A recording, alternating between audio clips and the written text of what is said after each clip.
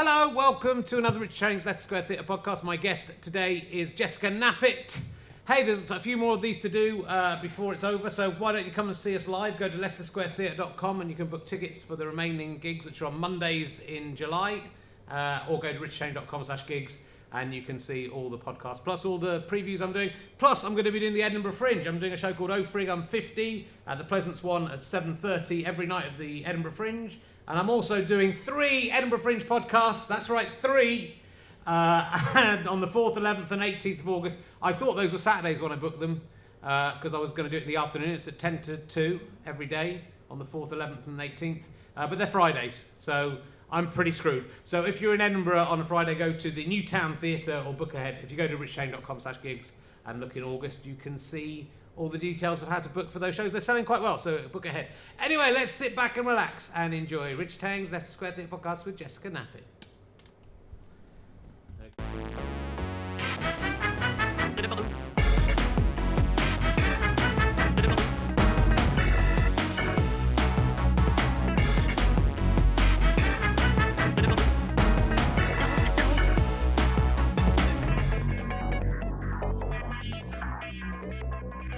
Ladies and gentlemen, welcome to the Leicester Square Theatre. Please welcome a man who has spent this afternoon clearing up some cat wee. It's Richard Herring! Thank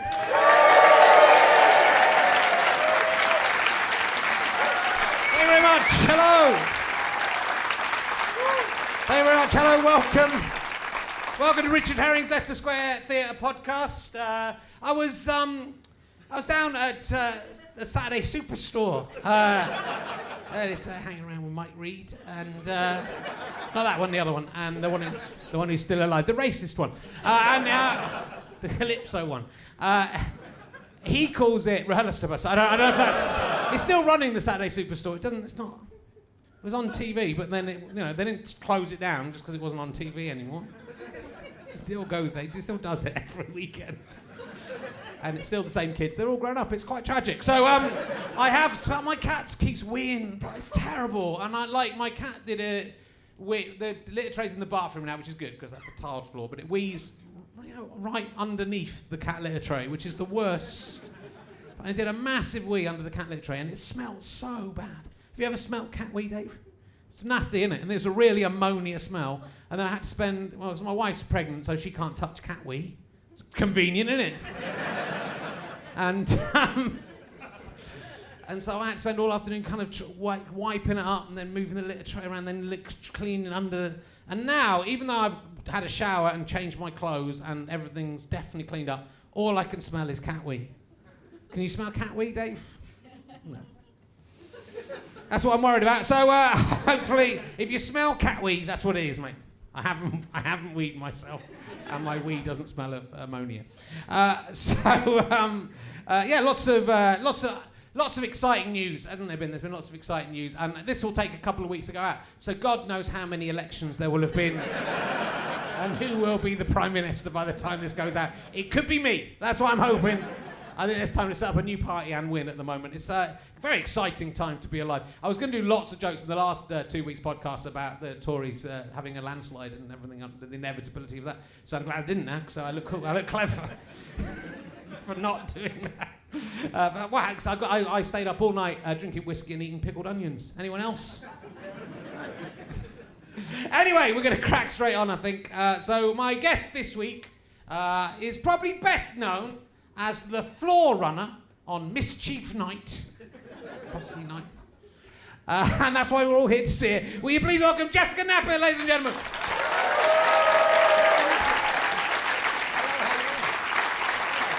Good to see you. Sit down, pull up a microphone. There's some water there. Do you smell cat wee? I can smell. Oh, you'd know if you could smell it. It's such a horrible. Have you got cats? No. Horrible. I really hate my cat, and he's stupid. My nice cat died and got put down. They always do. In 2016, she was one of the victims of 2016. My I stroked my cat to death. Did once. you? Yeah, it was. I mean, I think it was dying anyway, but the household now believe that I stroked it to death, and that's why it died. And my dad is a doctor, and he stood over me while I stroked my cat. as it was dying. Yeah. Just saying things like, the lungs are filling with fluid now. And yes, no, the breathing will stop soon. That's the heart rate lowering significantly. And then Sonic died. Ah, Sonic. And then my dad was concerned that we didn't have enough photographs of Sonic to remember him by. So he took several photos of the dead cat. Was it like in Victorian times? What happened quite a lot when children died. Really? They couldn't afford. Their photography was so expensive they couldn't do it. So they would sort of pose. Keep still. They would pose the dead, yeah, and sort of prop them up and take photos of them. If you get this, you can check it out on the internet. Perhaps not the best topic to discuss with you. You have to Google dead babies Victorian Victorian era. babies, yeah. Okay. But anyway, I watched Lino, my really hot. I'm going to take my it is hot cardio out off. here. Sorry. My God, you're pregnant. Yeah, I'm not keeping it.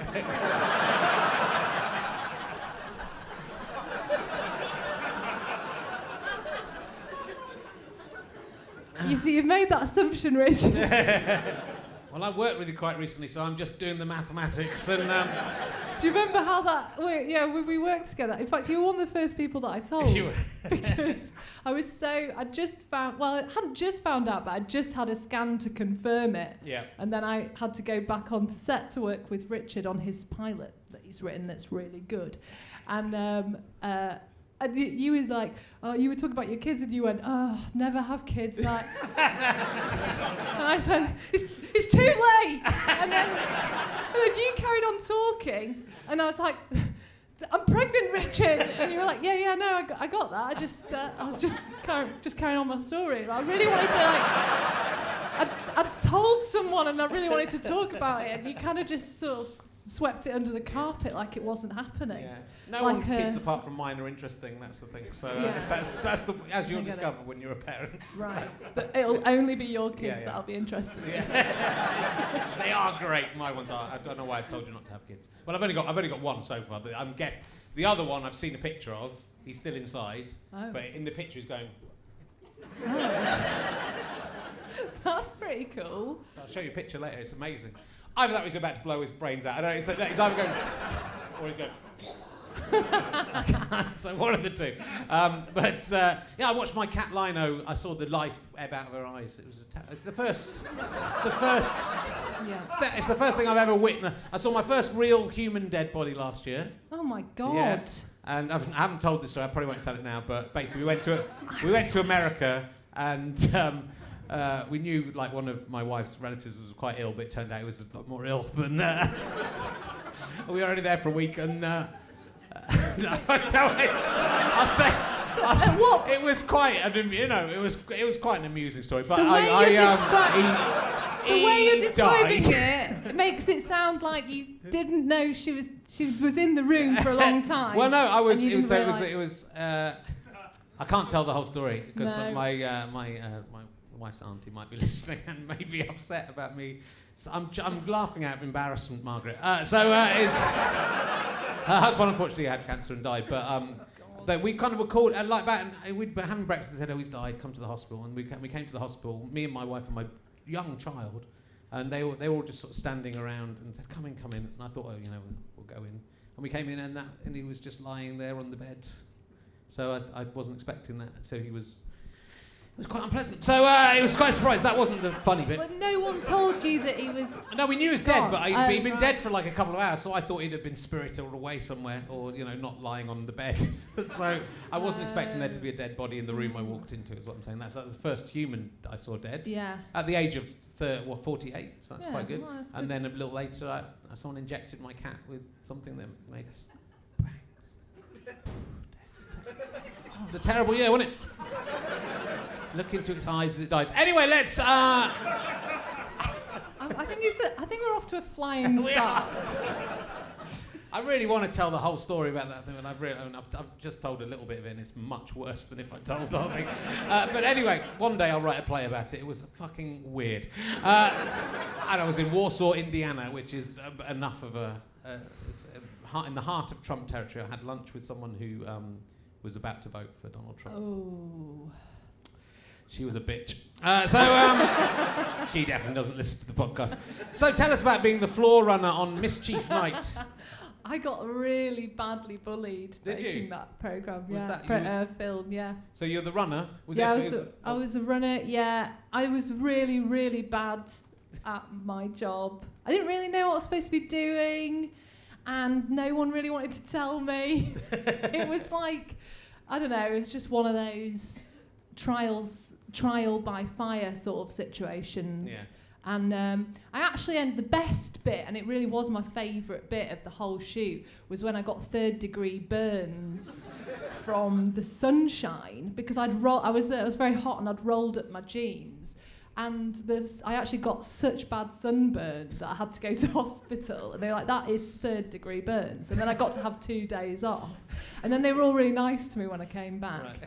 But no, I got sort of I got marched off set at one point because I was just terrible. I mean, I was just terrible. What does a runner have to do, though? Make tea, that's it, isn't it? Yeah, I mean, you're supposed to help people. Yeah. You weren't really into that. And I thought I was supposed to... I thought I was there for sort of morale boosting purposes. And I wasn't. No. And they didn't like my attitude. How old were you at this? It was quite... I think I was probably 19, okay. And they kind of... I was one of those people who I thought I was better already than that job. Yeah. And I was at peak Bell End, basically, at that point. And I was probably saying things like, yeah, I'm going to be a writer, I'm going to be a director. And they just hated me. I mean, it's just... I deserved it. Yeah. I was being a belle. They bullied me. How did they bully you? Well, it sort of, I don't know, it's quite hard to explain because it was just little things like that everyone would pile off in the minibus without me. and I'd be left, on location or whatever, and they'd be like, clear that up, and there was definitely no way that it was something that I could do on my own. They'd set me tasks that were impossible for me to do on my own, so they'd set me up for a fall. Wow. But must have been galling when Mischief Night went on to be the hit film that we all know and love it. I begged for that job as well. Yeah. Have you taken, if any of those people come to you and now you're a big shot writer, TV star, you can now go, no, you can't be in my... That's what I want to do. I want to get so successful I can get Keith Allen to come to a casting for a really good part, and then I'm going to go, yeah, you were really good. But because of Edinburgh 1987, you are not going to get the part. I've missed this. What did he do to you? He just sabotaged our show and punched the theatre manager, and then and called our show shit, even though we didn't watch it. He was right. And then I went on TV the next week to defend myself, and then he just bullied me again, except on national TV, until I nearly cried. So as a little 20-year-old, was you hanging out? No, you were probably on drugs or something. Doing that. He's going. So since then, I'm going to get him back. You've never been able to get your own back. No, I saw him on Chancross Road the other day, and he kind of looked at me. I think he knows. I think he knows a storm is coming. But I have to get really successful and write something amazing that he really wants to do, and then no, you can't have it. And he'll go. Oh, it's all right, I've done okay. It's a slow revenge, isn't it? Is the best revenge is best served by failing to do the thing you were trying to do, and then Keith Allen dying of natural cause.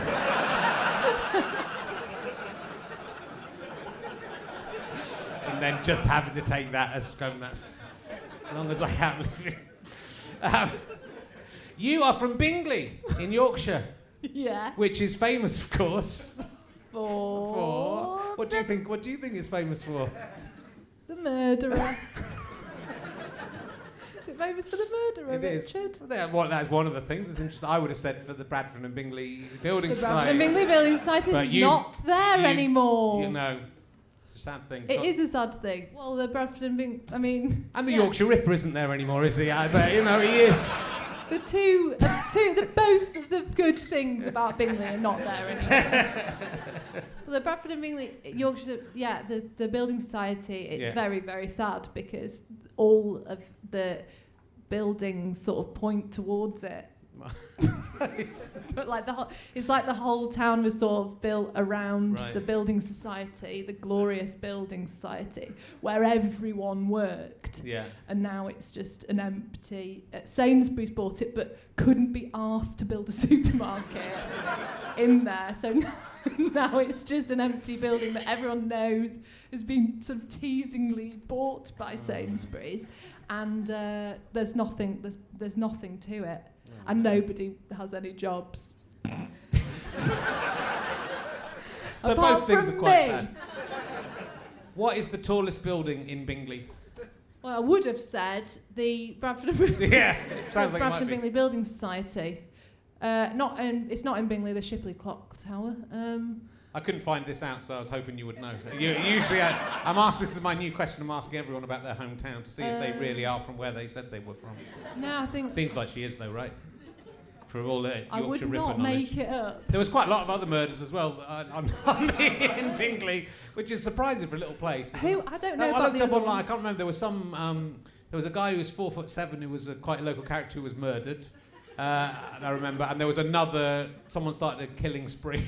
in Bingley, someone else, but he's been overshadowed by the Yorkshire Ripper. You have to really if you're going from Bingley, you have to really go some to become the most famous murderer from Bingley. Yeah, don't pick a fight with someone from Bingley. That's what it's true. It's in our blood. Yeah, no. I think someone was chucked down the stairs.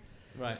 In a nightclub once, and it's horrible. And then some nice things about Bingley. It's a horrible place. I'm from. You're from the east.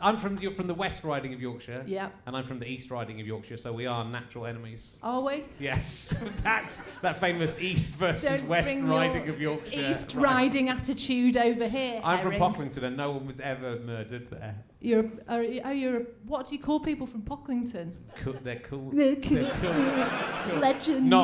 Not serial killers. I bet you've got some serial killers in the East Riding.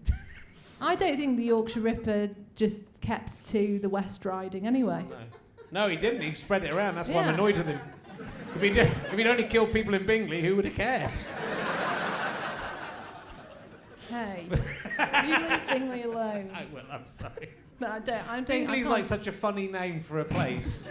I talked about Bing last week, and that's why it's named after someone called Bingley. That's the medieval. Lord Bing. No, there was it means Bing's Crossing or something. It means something like that. Oh, but Bing right. is like a children's BBC character. So I imagine like Bing lives in Bingley, and it's a nice Bradford and Bingley. Bradford and Bingley. Yes, remember that? And hey, remembers that? Remember Bradford and Bingley? Hello, Mr. Bradford. Hello, Mr. Bingley. Yeah. Remember that? Yeah. Peter Kay. Peter Kay career. Remember it? Yep. Good, wasn't it? Remember the Yorkshire Ripper? That's so good. That's why Peter Kay knows where to draw. He remembers. I don't have any filter on the things I remember. It's just, hello, Mr. Bradford. Everyone, man, the Yorkshire Ripper. Remember with his little knee pads on?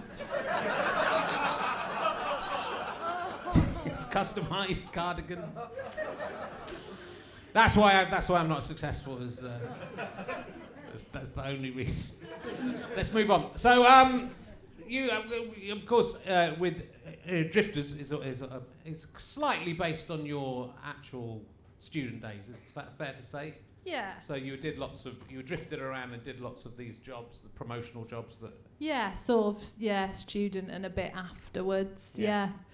Yeah, it's kind of just based on that period of failure in my life.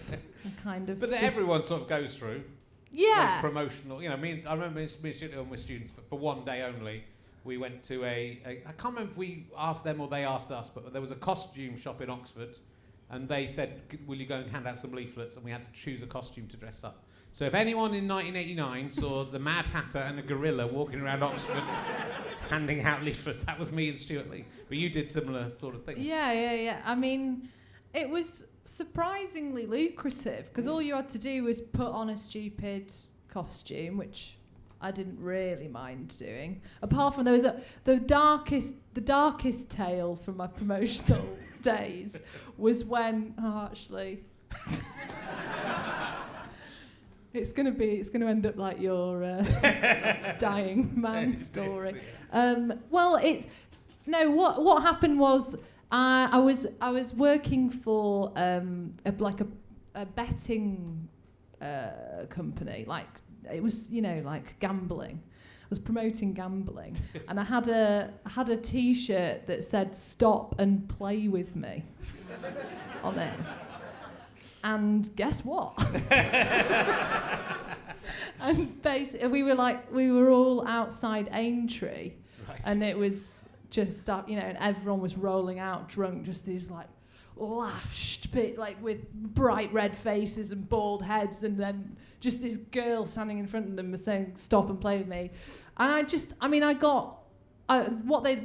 my boss had said to me was, "Don't lose any bits of your costume because you will be charged." And I had a cap and a satchel or whatever, and these guys just started stripping me off my clothes. Right. And they didn't get as far as the T-shirt, but they got my cap, and they ran off with it, and I was running after them. "Give me my cap back," thinking it's £10, that cap. Yeah. And I got the police involved. Right. And I came back and I was weeping, and I said to the woman, "Those guys just stole my cap, but I've got it back now." And it was really awful. And she was like, "Right, okay, do you want to work tomorrow, 10 till 5? And I was like, "Yeah, absolutely, definitely," because it was £100. Yeah. So it was sort of desperate times, but you just do what you got to do for money, don't you? Really? Yeah, of course. Yeah. You just dress up in whatever you're told to dress. I did draw the line at. There was one time where they phoned me up and they were like, "It's a really well-paid job. This, Jess, it's going to be sort of £250 per day." I was like, "Get in." And then she said what the costume was. She said, "Right, yeah, it's you won't really need to bring much, just sort of your underwear really, and then we've got sort of it's a bunny rabbit ears on your head and just a bunny rabbit tail." And that's sort of it, really. I was like, yeah, I mean, I'm not going to dress as a Playboy bunny even for £200. No one wants to see that. But that's the sort of, yeah. I did have boundaries. That's good to know. I read you were selling coffee machines and taking the milk home with you. Yeah, that was a thing that I did. I promoted a coffee machine. I can't remember what it was called now. Like an espresso like one of those things with the capsules in it, in John Lewis, and I actually burnt a child, and that resulted in my being fired.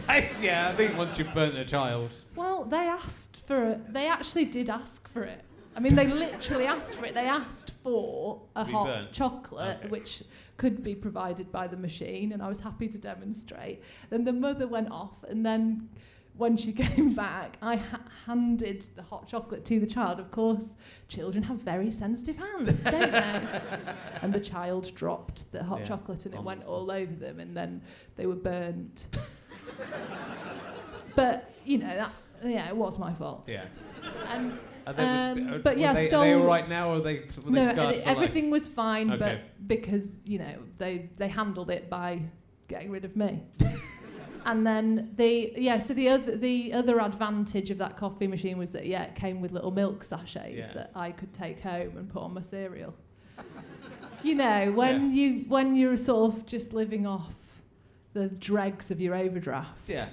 And you're eating out of cans and. Yeah. I mean, I did, but it's very hard to leave that behind. I've talked about this before. There are people who are very rich and successful who will take empty, even if you're in a dressing room now and there's handkerchief, like the tissues and sweets, and they just empty the lot into their bags. I think I am one of those. Are you still one of those? Yeah. I understand it, because you start, you all start off. You don't know when it's going to go. You don't know where it's going to go, and you start off needing to do that. I used to steal everything I could steal from everywhere because I had nothing. But are you like an ashtray thief? I didn't have a smoke, so I didn't really take ashtrays, but I would take, when we went to early parties at BBC Entertainment, I would there was bottles of wine there for everyone, I would put a bottle of wine up my sleeve and walk away with it.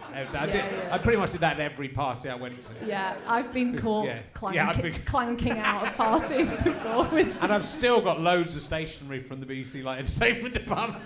I've still got loads of really old files from probably from about 1965 that I stole that were empty and it still used as filed. I've got a lot of pencils and pens from studios across Soho. It's good. So because you never know. Well, you never know when your luck's going to run out. Yeah. So you got to keep stealing the pencils. And also free stuff, innit? So that's. But it's not nice when you have to. When you have to do it, it's more excusable.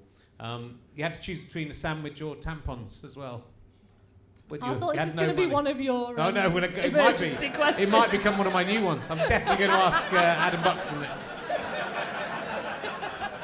I'll make a note so I don't forget. Yeah, I did. That was. And what I want to know is, I'm not sure which you chose. So, if I was going to choose, I would choose a sandwich because you can use that as a tampon as well. But you cannot use a tampon as a sandwich. You have not had a period, Richard. I think this is one of those questions that comes up a lot, actually, because I said it somewhere and people keep asking me about it, and I think my answer changes every time because I now can't remember what the real answer is. But I'm pretty sure I did choose the sandwich, and because it was cheaper. Right. And I just sort of held on.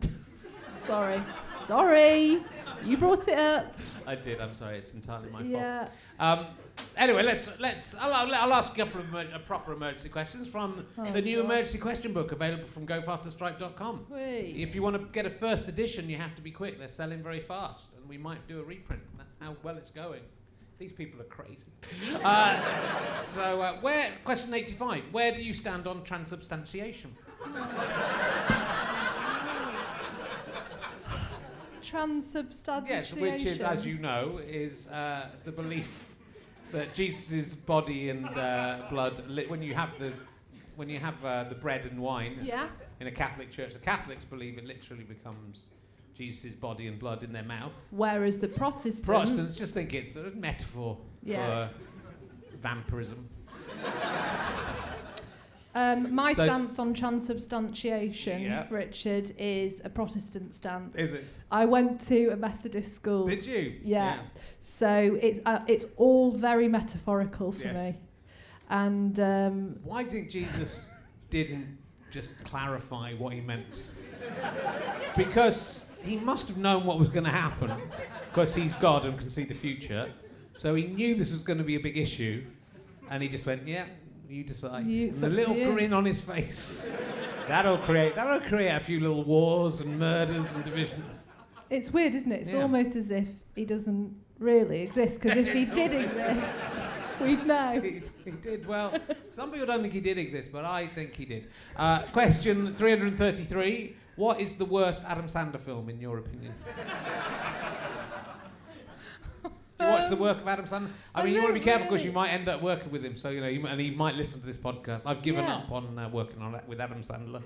I'm just going to say any Adam Sandler film that pops into my head. Yeah. Is it an Adam Sandler film? The Waterboy. Yes, it is. To be fair, that's quite a good one. Oh, that's why I can compared to remember the fucking shit that was to come. I've been watching quite a few of them, and I can't even remember what they were. I watched. I had a weekend off for the first time for a long time. I was very tired, and I watched 3 Adam Sandler films on Netflix, and I can't even remember what they were now. Do you hate Adam Sandler? I do, yeah. Why would you do that? Because I find it absolutely fascinating. Do you like? I think he's very interesting in that I think he's quite talented, but the choices he's made are very, it's all about the money, I think, and they're not very good artistic choices, and they're not even very good as just knockabout. I don't mind knockabout, rubbish, stupid, bawdy films, but they're not even very good as How those. do you know that he's not making sort of low-budget, independent student films? Because I search out every single thing he does. They're all on Netflix, and he isn't. Apart from Punch Drunk Love. That's the only thing he did that I had can't believe you would any watch worth. 3 films by someone you hate. I can't remember. The one was It's called strange. Sandy Wexler. Anyone seen that one? I don't think there's much crossover between me and... You should watch more Adam Sandler films. You've got to watch The Cobbler is the one you've got to watch. That's what you've got to start with. I now pronounce you Chuck and Larry, and The Cobbler are my 2 suggestions for very poor Adam Sandler film. There was quite a good one called The Longest Yard. Anyone seen that one? That was actually quite good. So, I take it back. Have you ever been brainwashed? Oh, that's such a good question. Thank you. Maybe. Yeah, you wouldn't know, would you? Don't know, do I? Well, you would know if you'd been brainwashed and then, you had been unbrainwashed. But if but do we know who's I'm trying to think if I've even come close. Did you ever have those people saying we'll do a personality test on you? I'm not saying they're brainwashers, that particular cult of maniacs. And then they say, come into this room. I'm too scared to go into that room. Yeah, no, me too. I think I could be very easily brainwashed. When we were I've just remembered when we were just first came to London we were about 1991, so about 24. We went to the Raelian Society, something like that, which was they believed that God was an alien, and they had this. There was a guy in France called Rael. Someone just whooped. Anyway, any Raelians in, and they had an open meeting. So it was basically a cult. They had an open meeting. It was a lot of bald middle-aged men and a few teenage girls. I would Any say. aliens? They didn't. Well, there might have been. And they talked. They had us. We asked some questions and took the piss a little bit and sniggered. And then there came a point where they said, "Now you have to leave." And then something else was going to happen involving the middle-aged men and the young women. So I went back the next week, and so it was very odd. I don't know if they've been proven correct or not yet with the right. Is it the Raelians? Have I got that right? Anyone know? Usually my lunatic fans. Someone cheered. Araelians. Araelians. Yeah. Araelians. Yeah, it's very different. Mine was the Realians. The real aliens, that's what it was. That's how we went. Let's ask you some more questions about Jessica Knappett. That's a crazy name. Do lots of people call you Jessica Rabbit, first of all? Yeah, I mean, I had this at school. I was called Rabbit, and I was telling a friend, he was like, have you got any nicknames? And I said, yeah, Rabbit. And he went, I was like, because you got big teeth and big ears. No, it's because my name sounds like Jessica Rabbit, isn't it? But yes, now I see the error of my ways. It works on 2 levels. It does. No, I don't think that's fair. It does no. You sort of came to comedy via a sketch group at university. Yeah. Is that a Lady Garden? Yeah. Which was six whole women in one sketch group. Trying to fit like in 12, one. That's 12 usual sketch groups worth of women. I know. It was a disaster. Yeah. Well, it was. We couldn't even fit in a car. It was absolute nonsense. What a terrible idea. No, it was great. I kind of loved it, and then they just got to a point where one of us had to go, and it was me. Well, there's been a lot of you have gone on to be successful. Is everyone working in the business still, or is it? No, one of them's a teacher now. Right. Okay. She's the happiest one. But we're all still. Yeah, 3 of them are in a sketch group called Birthday Girls. Yeah. They're still going live, and I'm doing this. Yes. And Eleanor's here somewhere, my best friend. Yes. She's also doing writing and things. Yeah, everyone's doing their own thing. And so did you go to Edinburgh with that, or was that the route? Yeah, we did 3 Edinburghs. Yeah, it started at uni, and then we I didn't really know what was going on. I didn't know what Edinburgh was. I just sort of went along with it. Right. And then by the end of the summer, we had an agent and this deal from the BBC. I was like, well, I'm made now. And then that's when I obviously really started doing the promotional work. Once you decide to become an actor, that's really when you get your proper part-time work coming in from other sources. But it's quite difficult to get discovered in Edinburgh now. This would have been mid-2000s, or some around 2009. Late 2000s. So it's very difficult to, there's so much. When I first went to Edinburgh, and in fact we talked Paul Merton, who's on last week. When he first went to Edinburgh, I think there were 2 comedy shows. So, because in his autobiography, he talks about how there were 2 lots of 3 comedians. It can't be quite true, but doing 2 comedy shows, and he didn't get invited on the radio show. And someone said, "Oh, you'll get on Pick of the Fridge because there's only 6 comedians," and he didn't get on. And someone on Radio 4 said, "You don't have a Radio 4 voice to him," is what they said. So, not that he's harboured that as a grudge and made that his. But I mean, fuck that guy. Fuck that guy who said that to Paul Merton, who was, as it turned out, quite wrong. But literally, like 2. And when I went up, there was maybe 30 comedy shows. And so, like, everybody got seen, and there was a good chance if you did something quite interesting that something might happen with it. Yeah. But like by the time you went up, so to get an agent, to get agents and interest in TV straight away. Well, I think we were. I mean, obviously, I had my contacts from being floor runner on Mischief Night. Yeah.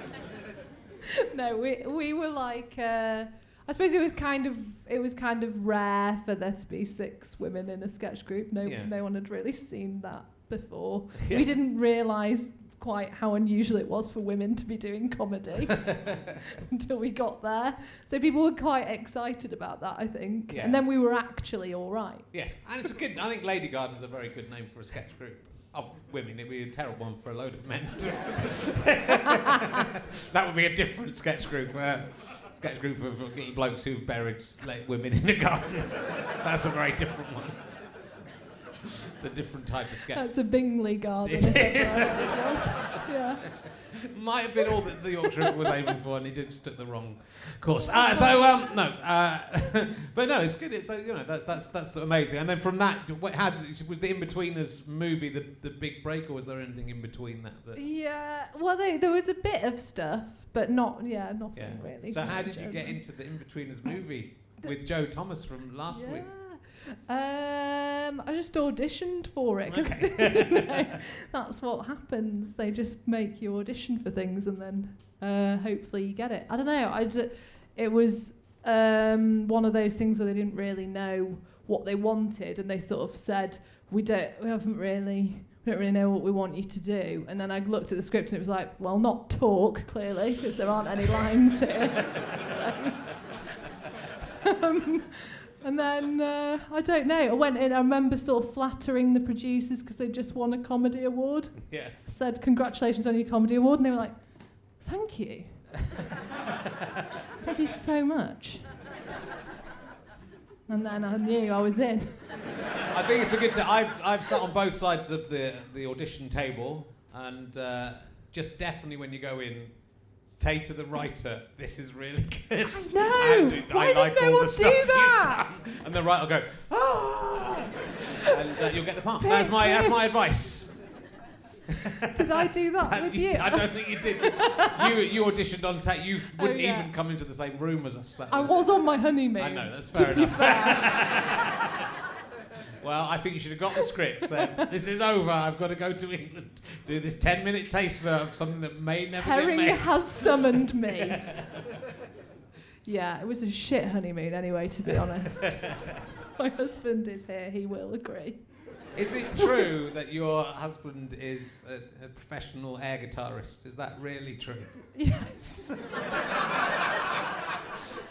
I mean, he does do other things. I know. I'm trying to become a professional self-playing snookerist. I thought I was an idiot, but that is... Honestly, if you can find enough people who will join in. I mean, yeah, he's made a life out of air guitar. I'm not joking. He is okay. He's written a book about it. Okay. He hosts the World Air Guitar Championships. Does he hold a tennis racket when he's air guitaring, or is it a completely invisible air guitar that he uses? It's completely invisible. Okay, good. I was just checking because I wouldn't want, if you'd married someone who had a tennis racket doing that, I'd have said, come on, that's a sad case. You got it. This is silly now. Yeah. Yeah, no, it's true. I know, it's ridiculous, isn't it? It's absolutely ridiculous. It's glorious. Yeah, it's really fun. I've been to the World Air Guitar Championships. Yeah, I hope so. And yeah, I've watched. That's what I heard. You were hanging around there every year, hoping to bag yourself a famous air guitarist, and finally one bit. Well, what who liked rabbity-looking women? I'll have you know, actually, Richard, that Yes. it's quite competitive to become what is known as an air mattress.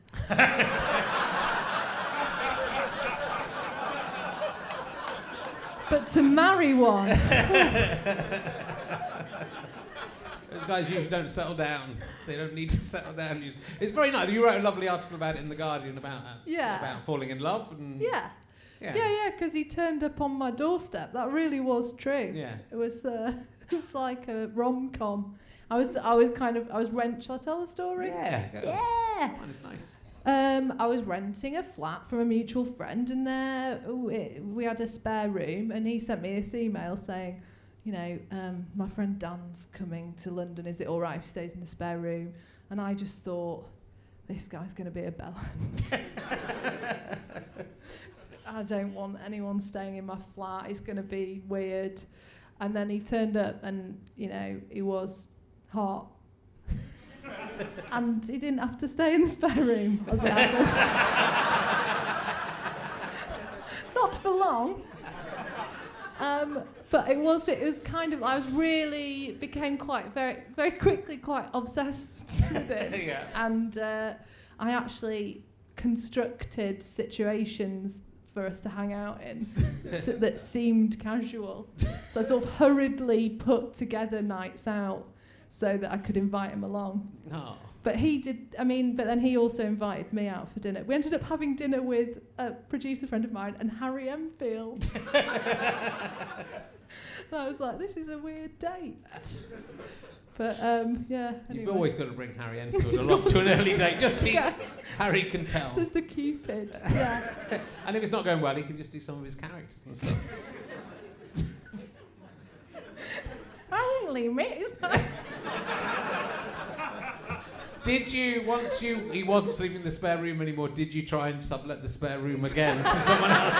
And then what if you had, and then you liked the other guy more? There's a sitcom for you. Just to keep on coming in. God, yeah, I should have really thought about it. I mean, I wasn't really maximising the potential of that spare room. I'd have been worried about the spare room all the time. No, then the slight problem was that he lived in Los Angeles. Yes. So I thought, well, this is never going to happen. And then he said, come to Los Angeles, and then I actually did, and then I didn't leave. He said, I thought I'd just go for a few days, and then I stayed for 3 weeks. Oh. And then I married the guy. That's nice. Turn up on my doorstep, I will marry you. That's how it goes. And not only married, you've definitely had sex at least once. We have had intercourse. Yeah. I spotted it. That's my favourite. Kevin Eldon's stand-up. The actor Kevin Eldon, when he did stand-up, he did a joke about whenever he sees a pregnant woman, he did playing a nerdy character or something, as he would. I think it was Norm from the Twix adverts. He goes, you've had sex every time he sees a pregnant woman. It's my favourite Kevin Eldon joke of many. So yeah, I've heard your husband who was doing the reading. Was it your husband doing when you sent your audition tape in? Was he playing the other parts on the audition tape? Yeah. Because there was what was the line that he couldn't? There was a line that I nearly wanted to cast him as. We got Noel Fielding to play this genie character, but I wanted your husband because he. Oh, it's about David Koresh. He didn't. I know he's American. He didn't know. He clearly didn't know who David Koresh was. I know, it was really annoying me too. He kept going, because the line was, all right, David Koresh. Yeah. And he kept going, all right, David Koresh. Like he was some software on a phone reading that. Are you sure it's real? I can't perform with this. All right, David. Honestly, that was my favourite bit of the audition. That's why you got the part. I was just hoping I'd meet him and get him to say that a few more times. Poor Dan, he's here. Good, well, I'll meet him later. I'll get him to say Here. it. I don't know where. Well, we'll talk briefly about there's no real proper news on this sitcom yet. This was which I wrote about alternate universes. The irony is there's a universe where it's being made right now, but it might get made. I've got to write. I had a meeting the day after the election with the new head of comedy at Channel 4, who's making the decision. And I've been up all night drinking whiskey and eating pickled onions, as you know. Which isn't the best way to go into a meeting. And then you have to then explain to people where this idea will go. Where the smell is coming from. The smell. They go, is that cat we said, not yet, that's next week. And then that's just my natural aroma. My natural But somewhere there's a universe where this room doesn't smell of whiskey and pickled onions. And so I had to explain it all, and then they went, yeah, we don't really understand it. Can you write another script? So we'll find out eventually whether... Because, you know... I don't think writing another script's going to clear it up. But we'll see. So it might still happen. I hope it will happen. I think it's good. It's brilliant. You're one of the rare people who's seen it, because you were in it. It's incredible. And it's it's sort of an adventure comedy. It's kind of romantic. It's funny, and it's there's a little bit of horror in there. Yeah, there is. And it's got a dinosaur in it. Yes. And you get the people on the internet who we were discussing backstage will like that bit, because there's a bit where a dinosaur basically dribbles all over your face. So you can, you can cut out the dinosaur bits. Yeah, that's a lovely thought, Richard. No one was thinking that when they were flicking gelatin at my face when we were filming it, were they? I wasn't there that day, that's why I'm glad they filmed. I said, can you make sure you film that bit? And we'll have to stick it in somehow. We'll write something to make that scene make sense. Yeah, I noticed that you didn't turn up on the day that we were shooting outside in the freezing cold. Yeah. You were very sort of hands off that day. You were like, I'm just going to leave you guys to it because I trust you. And I don't want to get cold. I'd got ill. I was ill that weekend. Right. I was ill. I was in there's 2 days of filming. It was a 10-minute thing, and I was playing a man in the background who complains about lamb's feet. Yes, you were very good. Thank you. They cut one of my 2 lines out of the taste to tape when I wasn't there, and I explained to them the second one doesn't work unless you do the first one. But they don't care. And then I had some... You'll find out with this thing, when it comes out, they just give you diseases all the time. I was ill for like the next 6 weeks. I was really badly ill, and I had to go on tour. It's awful. You can't stop. Oh, I I hope I die. That's why I hope I die before my second child is born, because I can't go through it all again. I can't go through it all again. Not sleeping. You're ill. Yeah. They shit. I think cats are bad. They shit. These babies shit. They shit themselves. They're not even ashamed. And I think the boy ones just wee in your face. They like can wee in your face. I'm not having a boy one. Well, you're lucky. I'm having a woman. You're having a woman. Yeah. Fully grown. Yeah. Benjamin Button. They're not. It's not. It's a wonderful journey you're going on of not sleeping and. I can't even think about it because you don't even really think about motherhood because you've got to think about all the the horror of pregnancy really and giving birth, and you just don't even. Your brain can't even get into that yet. I probably should try and think about it at some point because it is going to happen. Yeah. But I don't know. I keep worrying about little things like how will I know my waters have broken and it's not just sweat.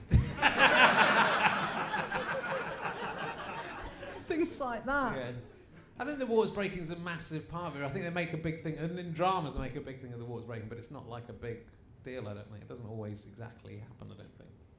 I don't want to get advice about this from you. Yeah, I've been through it. I can tell you all about it. Don't have the gas and air. Make sure you have something stronger than that. What? Yeah. There's a pipe in the wall. I was saying backstage, but I never take drugs. I've hardly ever taken drugs. And the only good thing about the 2 or 3 hours I'm sitting around waiting for things to kick off. My wife got proper drugs and was having a lovely time. Oh, good. Well, that's what I'm going to do. Yeah, and then I was just sucking this stuff out the wall. It's in the wall. And I thought, I don't take drugs, this is really going to hit me. And it literally did nothing. It did not put me in the mood to pass a bowling ball out of my anus. I'm telling you that right now. This is it. People keep saying to me, it's all very natural and, it's natural for that size thing to be down there. And I just keep thinking, if that was true, then why didn't they make dicks bigger?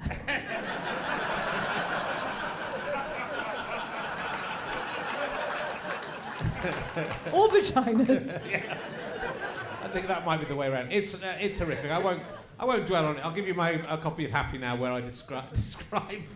Actually, that in Happy Now, I think this is my cat, my dead. I'm glad she's dead. That fucking lino, because on the day my daughter was born, I went downstairs to get a glass of water for my wife, and that cat had done a shit outside the litter tray, and in the dark I'd missed it, and I stepped in cat shit.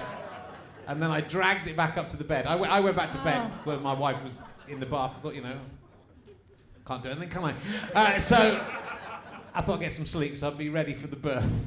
And then I rolled around in cat shit. And then I was covered in shit. And then that's the abiding memory of the birth of my daughter, is the smell of cat shit, which I couldn't get out of my nostrils.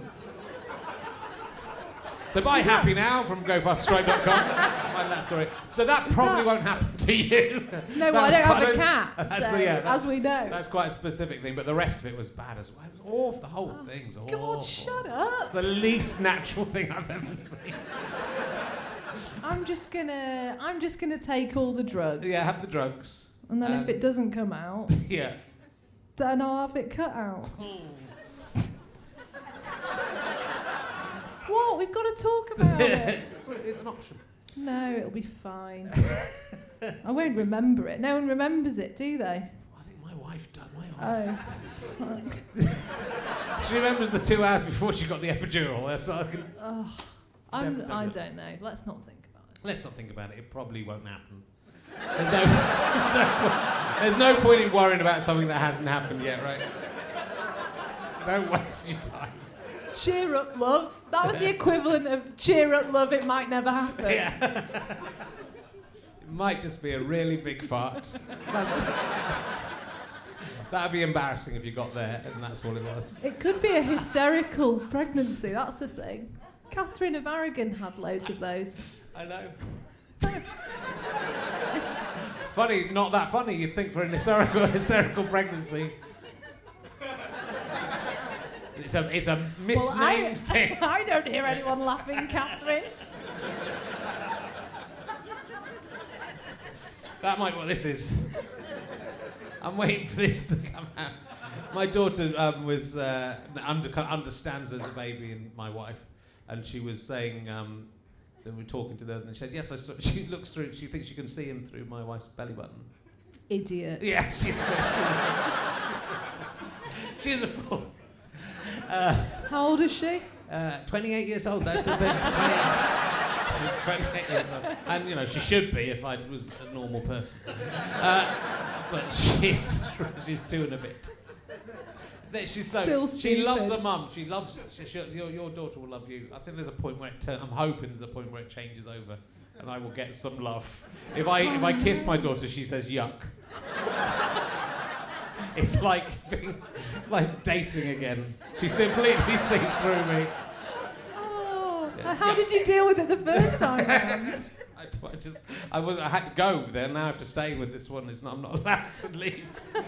I think she's got quite a good sense of humour. I think I'm training her up to be a comedian. But I think she's going to be funny. Today she was putting the jigsaw pieces in the wrong place on purpose and then laughing. That's quite subtle humour. Sneaky little bitch. I go, that's wrong, and she goes, no, it goes there. Clever joke. She sometimes forgets she doesn't like me and has a nice time with it when she's thinking about it. She remembers she doesn't. It's a terrible thing. You trained as a masseuse. Oh my God. I don't understand what you meant to get out of being a masseuse. I don't understand what the relationship is. No, well, I don't understand the pleasure of it. Really? Yeah, because you don't go for massages. I do, but I find them uncomfortable and weird, and then I'd prefer if they wanked me off at the end. And that is never part of it. If they're going to touch me... Well, not never, Richard, not never. How many people, when you're a masseuse, that's the unspoken expectation of the end of the ring? Well, this is... I mean, I trained as a masseuse before I realised how dangerous it was to be a masseuse. Right. And then once I qualified, and by the way, this is massively exaggerated because all I did was I did a diploma in Indian head massage. Right, okay. I've got a diploma in head. That's the kind of massage that I'd be definitely going in there.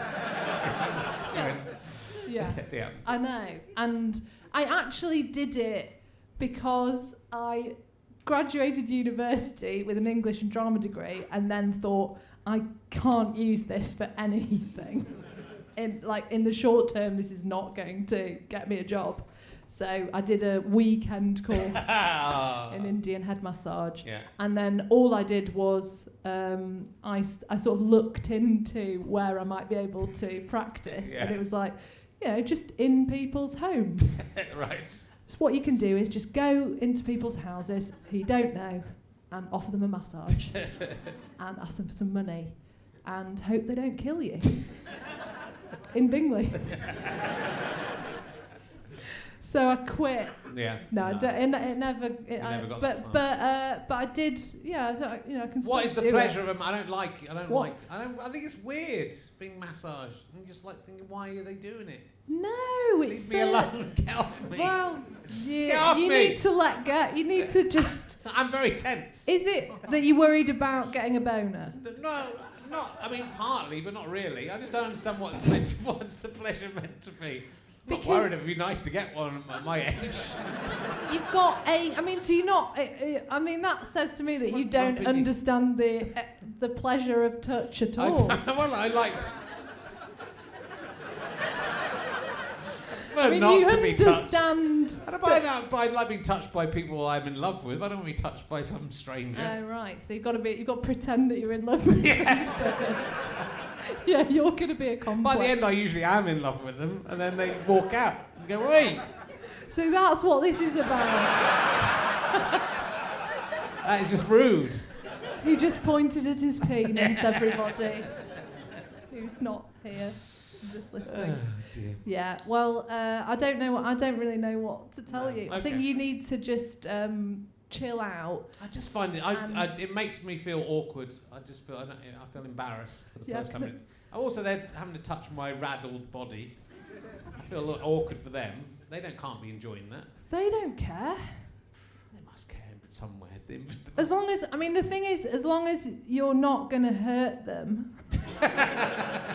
I don't think they care, but I do. I know what you mean because I do sometimes when I go for a massage. I do lie there sometimes thinking because they put things over your eyes sometimes and dim the lights and lock the door. And you think you could just kill me now. Yeah. Once I went for a massage in a health spa and it was a hot and cold stone massage. It was a middle-aged man gave it to me, and he said, he said I could take my pants off, and he didn't give me any little paper pants or anything. He said just the towel's fine. And he did get me quite relaxed, but then he touched my penis twice during the massage. On purpose, or did it just sort of brush past? it's so big it could have been an accident. That's the thing. He might think I'm not expecting it to be. That's the thing. I wasn't expecting it to be down there, but I think you wouldn't do it twice. There'd be the second to be one. The second time wasn't a mistake. No way. No way. I think women probably have to go through these things slightly more than men, so they're more accustomed. Because women have things like waxes and stuff like that. Actually, this has happened to me twice now, where I've had a bikini wax. Oh well, once was when I was having a bikini wax, and the girl who was giving me the wax went, "Do I know you?" It's like, well, maybe. Can we talk about it afterwards? And then this happened to me last week. I was having a mole checked, down there. And the doctor said to me, were you on 8 out of 10 cats last week? Not now. And then he made me feel really uncomfortable because he said, he went, you've got to be funny to be on 8 out of 10 cats. And I was like, just get on with the check. And I was like, yeah. And he went, no pressure. I was like, oh, no, sorry, I'm not going to do material now. So I'm not very funny when we're talking about skin cancer, mate. But it would be good if he got, you've got him laughing and then he said, yeah, it is.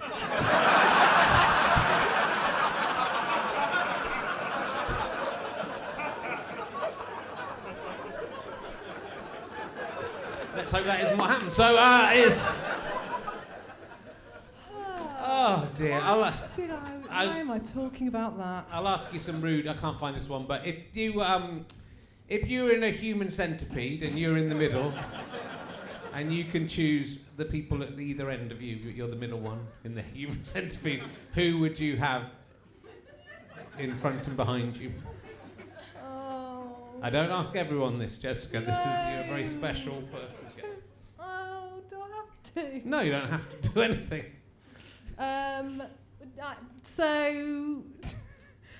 With a human centipede, I'm very happy to discuss what it is with you. Is someone I haven't seen it. No, I haven't seen it either. Sounds disgusting. So someone so the person in the front has their bum sewed to your mouth, and you have your bum sewed to the mouth of someone behind you. It's in a way, it's just asking who would you like to eat the shit of and who would you like to shit in the mouth of. Is with the combined shit of you and the shit of the person that you have. I am not joking. That has just broken my dream. And it was, oh my God, this is so weird. Yeah. I had a dream last night that Sacha Baron Cohen was making me eat shit. Wow. Someone's got above themselves thinking that.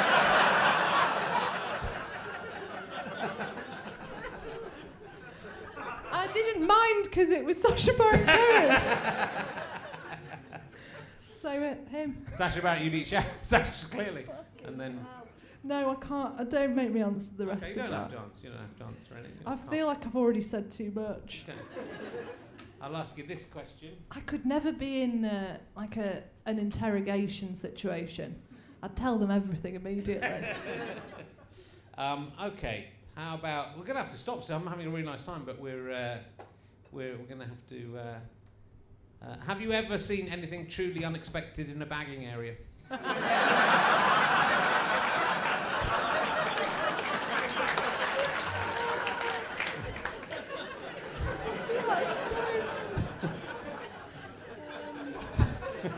It's a hard one to answer.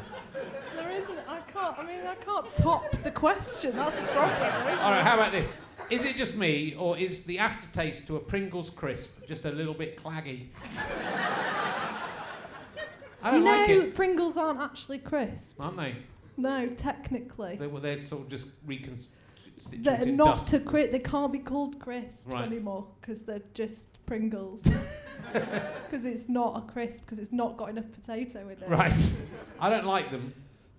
I don't mind them. Did you see Jeremy Corbyn eating the Pringles? No, I didn't. Because he'll just do anything, because he's just a lad. Someone went, Jeremy, have some Pringles. He went, all right. Just ate them, and I was like, I'm definitely voting for you, Pringle-eating legend. I saw him failing to do a high five and touching someone's breast instead. Was the best moment of the entire election. That's why I'm voting for him. That was what it was all about. Is that? Yeah, he does a lot of failed high. He did another one, didn't he, out of the car as well. So he turned it into a wave. Like. Well, he's extraordinary. It's been an extraordinary week, and I've been forced on Twitter to eat my words quite a lot about people who've been saving old tweets up.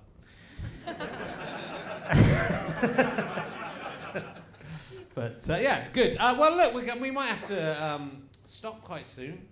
What have you got coming up apart from this human being? Are you working on? Have you worked on anything recently? I mean, the human being will stop work for a little while. Is my guess. Yeah. But is there stuff in the pipeline Yeah. work-wise? I'm trying. Well, there's your thing. I've shot a couple of other pilots. Don't book any time off with my thing. I won't. I'm writing some other stuff. There's no more. There's no more Drifters. Is there not? I have to say, I really do think it's a fantastic series. That's Me very and my kind wife of love you. it a lot, even before I met you. And now I've met you, I have to say it, but we religiously watched it. Oh, thank you. And we believe that your weed turns into wine. No, sorry. I was trying to make a joke about religiously, but it didn't work. Let's cut that out. So, make me look funny. But no, why then is there definitely not going to be more? Just because you've... Just because, the people at Channel 4 said... I mean, I probably shouldn't be... I don't know, should I talk about this? Who cares? They just said that they couldn't make a decision about it until 2019. Right. And I just think that I haven't got that amount of time to wait around. Not with the old mole there. No.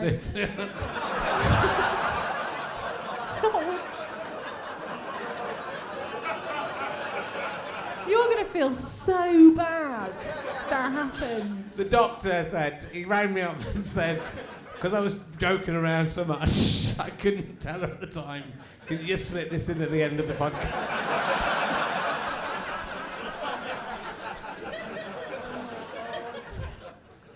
Well, thanks for letting me know. This is it's a good way to get bad news during the recording of a podcast.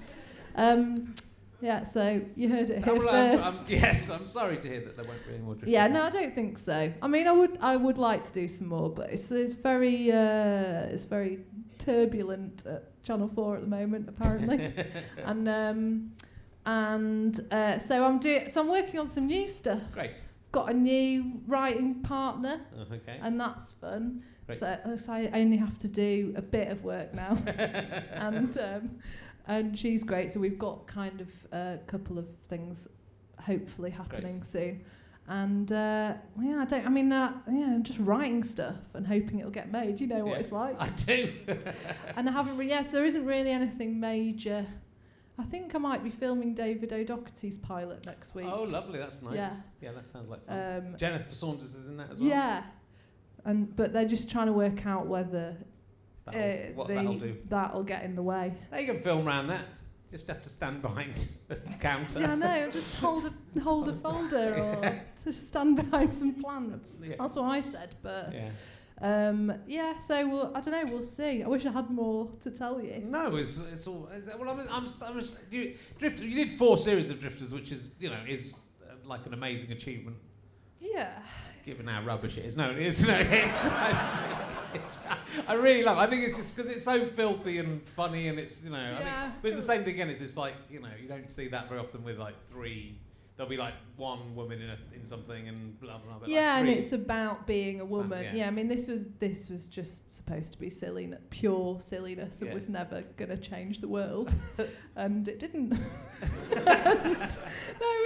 It was really fun to do. I kind of feel very conflicted about Drifters. So I am very proud of it on the one hand. On the other hand, I'm very aware that it's not like a masterpiece, and it's I watch Adam Sandler films, so anything compared to that. It's the cobbler. But it's knockabout and it's bawdy, but that's what I know. I think all those things are good. That's what comedy's about. It's about whether it's not anymore. I don't know. It just feels like comedy's getting less silly. Sometimes, but there's still great. I mean, I really love Greg Davies's Man Down, which is a similar area, I think, as well. It's silly. But I actually think Drifters has got like a lot more to it. I think it's very good. I'm very disappointed to hear that you're not doing any more, and I'm going to kickstart you to do 6 more. Only I will watch. Maybe in 2019 if they make their mind up, and I will have a 2-year-old child, and I just can't see how I'm gonna be able to write about that period of my life anymore, because I'll be beyond it. It hasn't stopped me. Hasn't stopped me just carrying on being the same as I was when I was 24. Anyway, look, we might have to call it a day there, but with the double whammy really of the cancer and no more Drifters. Oh God, how are we going to bring them back? It doesn't matter. It doesn't matter. It doesn't matter. It's all been fine. It's really lovely to talk to you, and I hope I will get to work with you again because I think you are a fantastic comedian and actor. Ladies and gentlemen, Jessica Knappett! Thanks very much. Thank you very much. We'll be back after a short break. Go and buy some...